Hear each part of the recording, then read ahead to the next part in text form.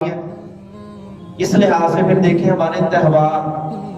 کوئی بھی تہوار دیکھ لیں، عیدیں جو ہیں جو انتہائی مقدس مسلمانوں کے تہوار ہیں، انتہائی مقدس،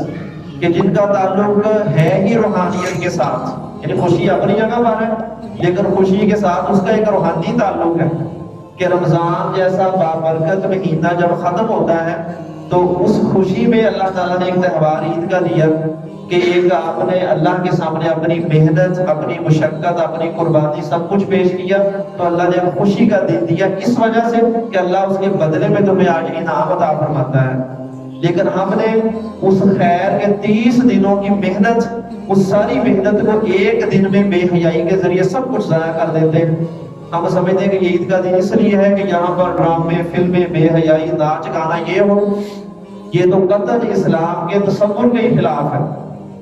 پھر بڑی عید جسے ہم کہتے ہیں عید الاضحیٰ، وہ ایک بہت اعلیٰ تصور ہے انسان کا اللہ کے لیے قربانی کا جذبہ پیدا کرنا۔ جانور کی قربانی جو ایک علامت ہے، اصل اس میں تصور یہ ہے کہ بندے کے دل میں اللہ کے لیے کسی بھی چیز کی قربانی دینے کا کتنا جذبہ پیدا ہوا ہے۔ وہ اپنے مال کی، اپنی جان کی، اپنی چیزوں کی، اپنی پسند ناپسند کی اللہ کے لیے کتنی قربانی دے سکتا ہے۔ اس کے بعد اللہ تعالیٰ نے یہ خوشی کا دن رکھا کہ انسان کو اس قربانی کے بدلے میں اللہ تعالیٰ نے خوشی عطا کی کہ تمہارے لیے اللہ کی طرف سے انعام ہے، لیکن ہم اس دن کو بھی اسی طرح بے حیائی کے کاموں میں صرف کرتے ہیں اور سمجھتے ہیں کہ پہلے جیسے اللہ نے یعنی آخری روزے تک یا رمضان کے دن تک تو برائی سے روکا تھا، اور عید کو ماشاءاللہ ہم نے یہ سمجھ دیا کہ یہ پورا دن بے حیائی کا دن ہے۔ اس سے بڑی اللہ رب العزت کی نافرمانی کیا ہو سکتی ہے؟